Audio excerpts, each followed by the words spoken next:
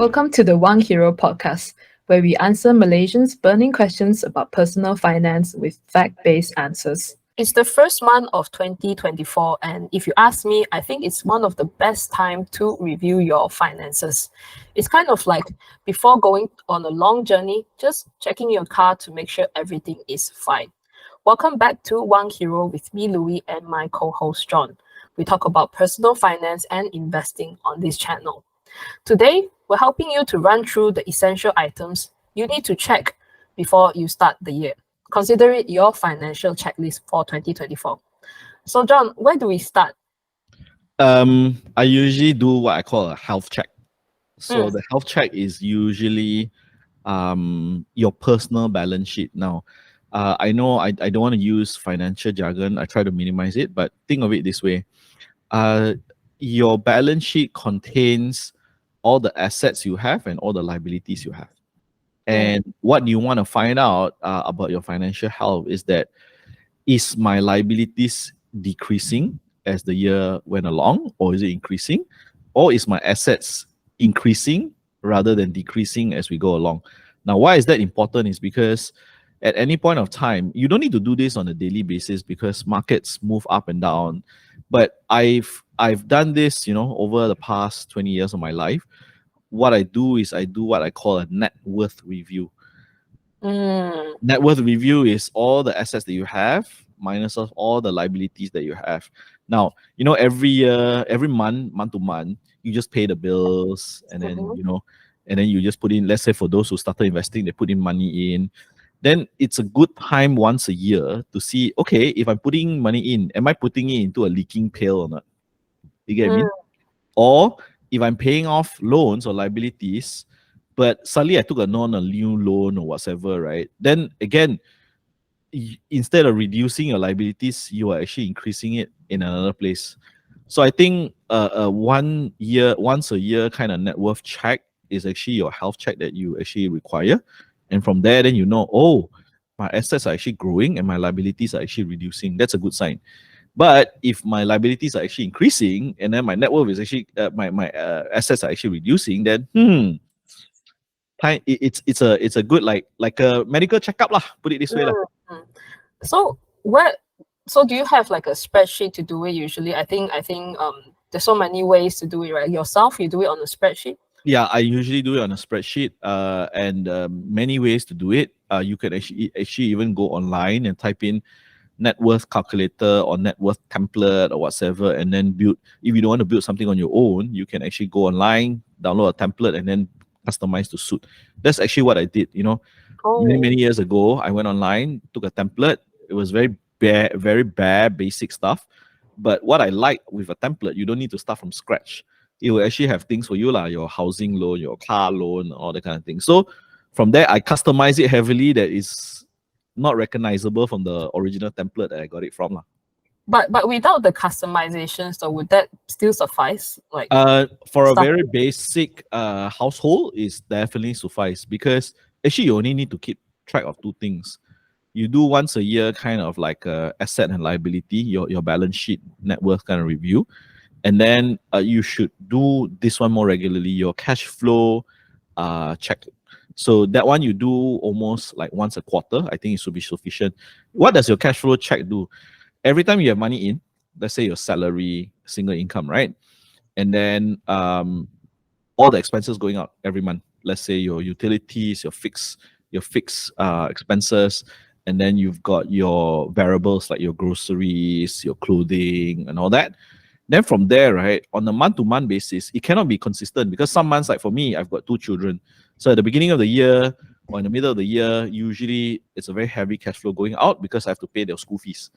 But then that because you track it, then it's a pattern, so that 2 months or 3 months before, you already stack up the cash flow in preparation to pay that off. You get what I mean? Yeah. So only these two things. Cash flow is actually very easy. You just money coming in and then money going out. All the money Do you going out. think, John, we can go through just finding that template and doing it a little bit with the audience today? Okay, sure. So let's just let's see what's available out there today. I'm pretty sure from the last time I did this until today. I think most people, they have like a basic budget calculator. Like I have that. Yeah.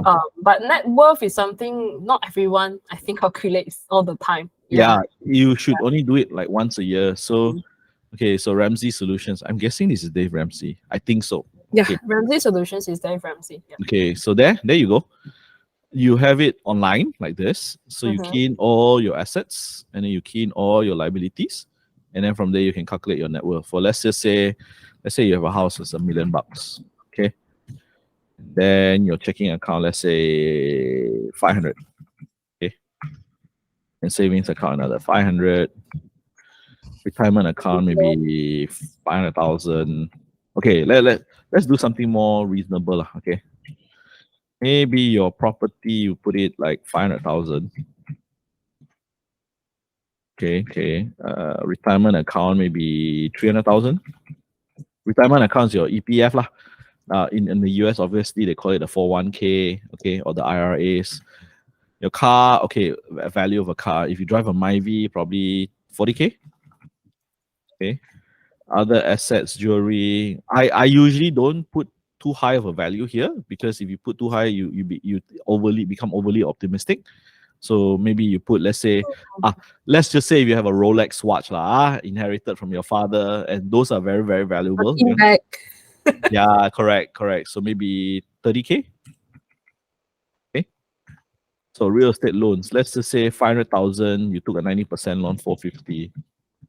Okay.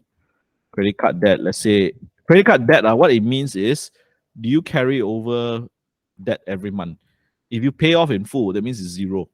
That means you don't carry over minimum. But in the US, as I was watching a lot of these documentaries on Netflix, I realized, my God, the credit cards there, they allow you to overspend by quite a lot because they want you to be in debt. Oh, right. In Malaysia, let's say your credit limit is 30k, right? You swipe, maybe they allow you 35k.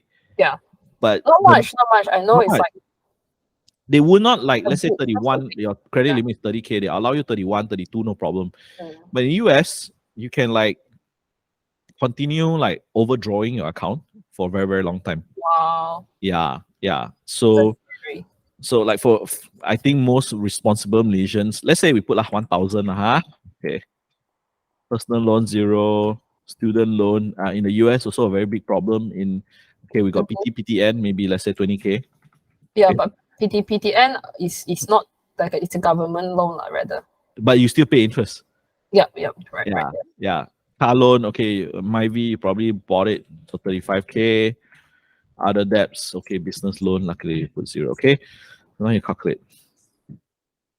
So your net worth is 365,000. You are off to a good start because most people, especially in the beginning of their life, they are usually. I started off net worth negative because straight away I bought the house, which I told you was a mistake. Yeah. Right. So liabilities was much higher, not much in the retirement account and all that kind of thing. Okay. So what my spreadsheet does is actually go into detail what are the assets I have. Why I do that? Very simple reason. I link that to my compound calculator because I know, let's just say if I have assets like my car, I usually devalue the car. Like 40k, I know if it's a forced sale, that means if I'm desperate for money, I want to sell, I will not be able to sell the car at 40. You get what I mean? So I do it. The other thing that I put out in detail is like for example, here it does not it just lumps everything as other assets. But for me, I break down into my different asset classes. Do I have anything in PRS? Do I have anything in unit trust? Do I have anything in stocks? Do I have anything overseas? And then there's a conversion rate for overseas. So that's why, me being the Excel geek, I just went in and just went nuts. Why I wanted to do that is because I wanted to link it to my compound calculator to know whether my assets are working harder for me or not. So like, for example, EPF is on average 4 to 5% a year. Yeah. Okay. But my stocks, which the US one has been doing about 13.9 the last I checked. Okay. So then I'll put in those pragmatic and more realistic kind of return rates to know that, hey, 1 year has passed. Am I closer towards my retirement goal or not? You see? So your net worth calculator is static. It's actually a snapshot in time. But what you really need to link towards is also a compound calculator to know that, hey, if I'm putting in money every month, soaking away this much? Or do I have this asset in this asset allocation? How many percent in EPF? How many percent in stocks? Is it growing accordingly so that, am I still on my goal towards retirement at that amount? You see where I'm coming from, Louis? And that also means that, right, we need to keep like a history of all these snapshots, right, rather than just Yes. So every year I have one net worth. So let's say 2023 ended. So financial year end 2023, that's my net worth. Financial year end 2024, that's my net worth. Think of it, you're preparing an annual report for yourself.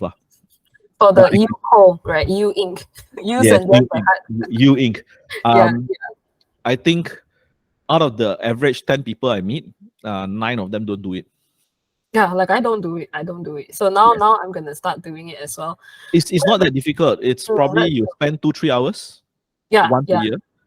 I think it's just something that people don't think about often enough. So they think, oh, maybe I roughly have an estimate in my head, right? You think, oh, car, house, whatever, and like, I think I'm okay. Then you don't really put it into get a crunch a number out of it.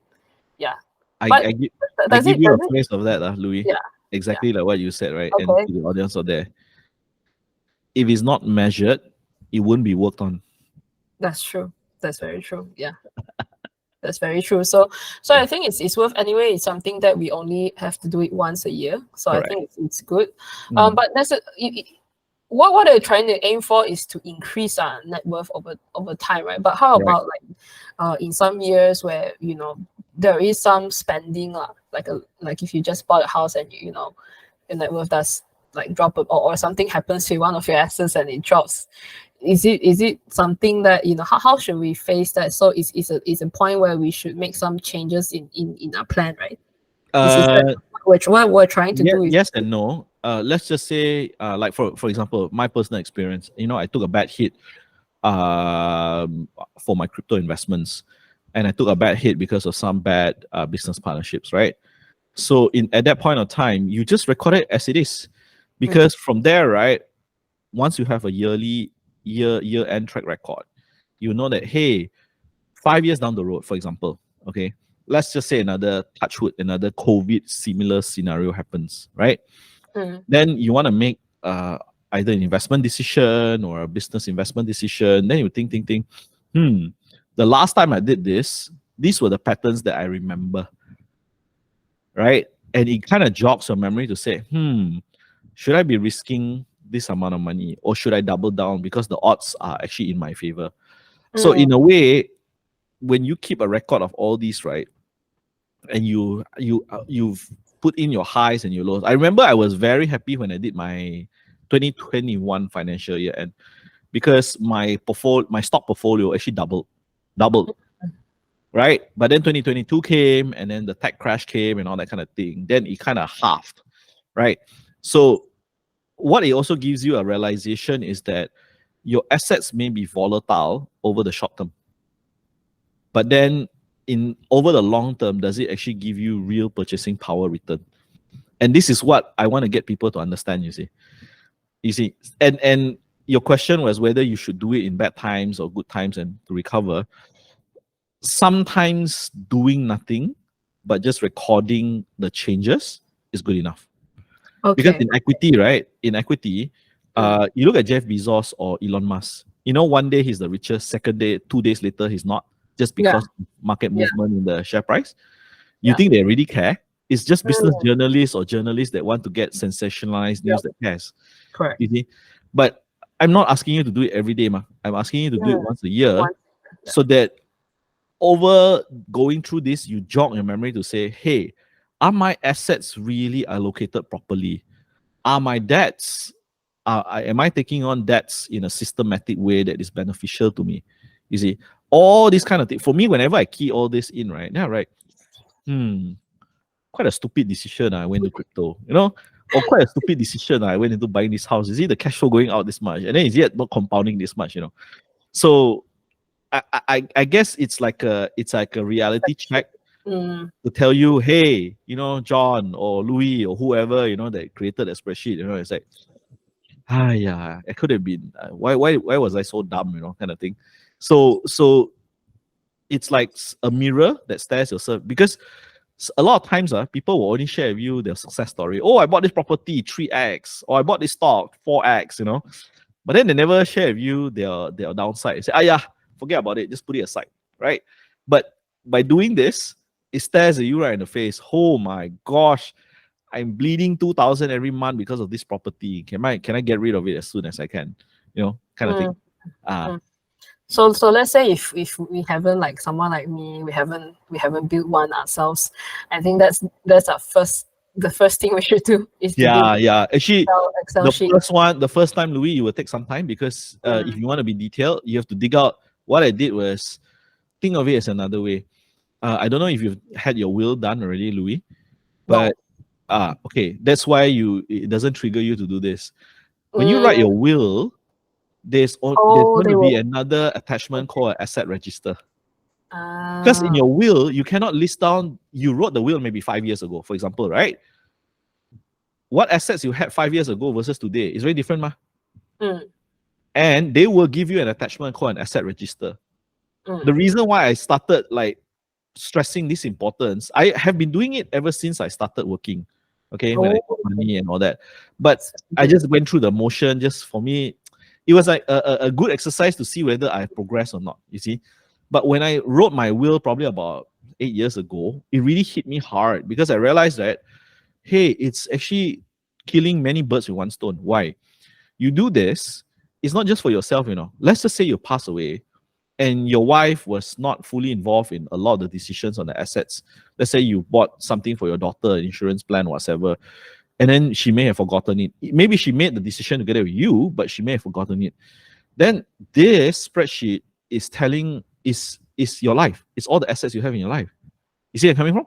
So when you pass on and something happens to you, your wife just needs to open this spreadsheet, or your husband, in that case, opens up the spreadsheet. Everything is there. So for me, it's very detailed. That's why I don't want to show it to the public, because all my account numbers are all there. Yeah. Maybe what we can do is later like come up with another version for our public. Then something basic Yeah. Because what I do is every single, let's say I have a stockbroking account in this broker, so I will name the broker name, I'll give my account number, everything, and then if you lock the spreadsheet and you're pretty secure, but I put in a password, everything there, so it's convenient. Everything is in one spreadsheet. You see where I'm coming from? So when your asset is about to be distributed, or because you pass on and about to be executed, then everything is there. It saves your family the hassle. It also saves your estate executor the hassle. And at the same time, you keep track of your asset allocation. And I'm very surprised why a lot of people don't do this, because every year I think it's just a lack of awareness also. Yeah, true. People don't really go out there and say, hey, you need to calculate your net worth. Like I think we covered in a last episode, like last week, paycheck to paycheck living. A lot of people are just struggling with that kind of thing. Oh, which also brings me to this question. If let's say you actually don't really own that much, a lot of people that I know of will definitely, if you ask them to do this, I was like, I don't even earn enough, why should I do this? That is precisely why you need to do this. Because when you do this, you come to a realization, oh my gosh, whatever I bought are liabilities. Then they'll say, oh, you see on that side, just kosong. Correct. Correct. On this side, it's all 000. Then it will give you a wake-up call. Oh my God, I've been accumulating liabilities, not assets. You see? And so doing that for like 5 years in a row, it should wake you up. It's definitely, if it doesn't wake you up, then it's not about the spreadsheet anymore. It's about you. You see where I'm coming from, Louis? Because my spreadsheet even allocates like how much have I spent a year in courses. Oh. I actually included that probably 10 years when I started, really like paying up. Not 10 years. Okay, I started working about 25.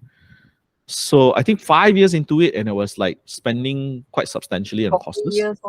Yeah. So then I started realizing, it is an asset. Obviously, it's not very easy to quantify. It's hard to liquidate. Yeah, it's very hard to liquidate, but it's an intangible asset. But I just charge it as an expense. Okay. But I don't in a way put the full value of the cost. inside your balance sheet. Because what you need to, I just want to be cognizant that while I'm building hard physical assets, am I actually building soft assets? Because that's where value is also derived.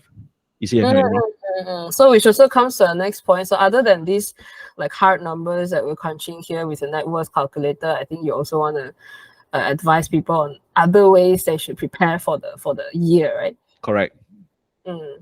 How much actually, if you ask most successful people, they will tell you they spend anywhere between 5 to 10% of their take-home pay a year to improve themselves. So it could be many ways. It could be buying Wow, 5 to 10% is pretty significant, actually. Yes. And I look back and I said, I'm underspending definitely compared to that. But even with that underspend, I already see monumental kind of gains. So like, for example, just on stocks alone, I think I've spent easily maybe close to 100,000 already, all in.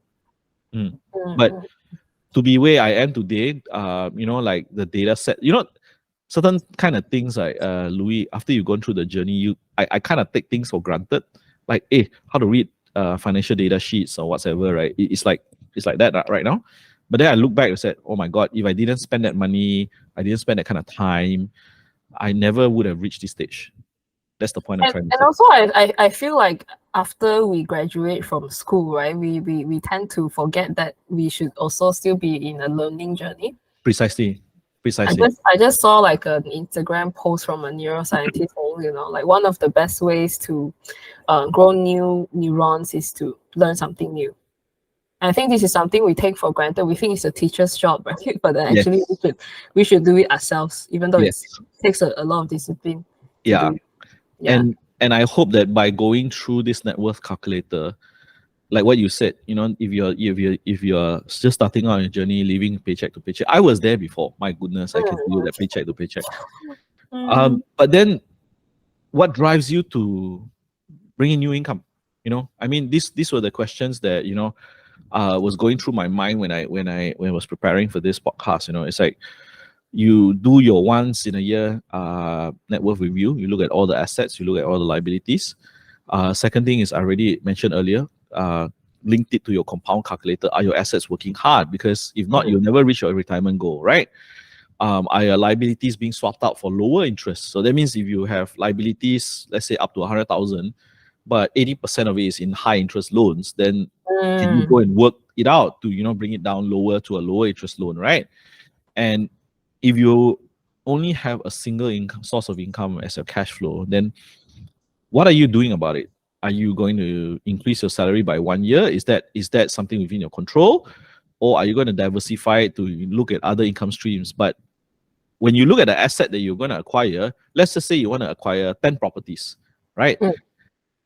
But the time that you spend to build the skill to acquire 10 properties profitably, okay, anybody can go and buy a house. You got loan capacity, you can go and buy a house already. But will they all turn out to be good? That's a question mark, you see? So when you think, it jogs your memory to force yourself to think about your thought process. Okay, I'm going to acquire 10. How am I going to acquire 10 profitably? Am I paying for courses or mentors or buying data to actually get myself up to speed to be able to buy profitably, And last but not least, and this is my favorite part of doing this, if you are already invested in a certain asset class, okay, by you doing this yearly review, you said, this asset class, let's say A, equities, is doing better for me. Can I just throw out all the rest and deepen? Or you said, A isn't doing for me, it's not my cup of tea, I'd rather go back into properties.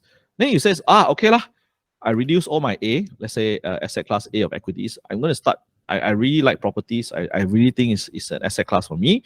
Then I start doubling down because my property has actually returned much better than my equities, you see. So it's very personal. While the template is very generic, but all this is actually very personal to you if you take it very seriously. Because you can then decide whether you deepen your knowledge in a certain asset class or you broaden. Oh, that's very interesting. That's very interesting. Like to actually dump everything to just focus on one that. Yeah. But Makes Yeah. sense. Makes sense. I feel if you know what you're doing, maybe there is a bunch of junk that you've bought. We don't know. Yeah. Why I moved out? Remember, Louis? I think I told you before the podcast and over our working relationship. I used to be a property investor. I used to have Yeah. four. Yeah. Four. Okay. After going through this every year, I'm like looking cash flow going out, the risk I take. I said, no, no, no, no, no, no. That's why I decided to deepen. Yeah. Just Yeah, throw that's everything out. right. Real estate, deepen equity. The super high leverage things, I feel properties. Yes. Yeah, it's not for Exactly. everyone. Definitely not for me. I don't like to do it myself. Yeah. All right. So I think this we've covered everything. So basically the main thing that John advocates that we do, including myself, is that we need to check our net worth every year, and also to see in what ways we can improve ourselves, whether it's in investing in books, courses, or anything we feel we're lacking. It's high time to look at it. So over to you, our audience. Do you know what your net worth is? Or are you like me, you don't know? So leave your answers in the comment sections below. And if you want more content on personal finance for Malaysians, like, subscribe, and hit the notification bell for updates. Thank you so much for tuning in, and we hope to see you in our next episode. Bye-bye.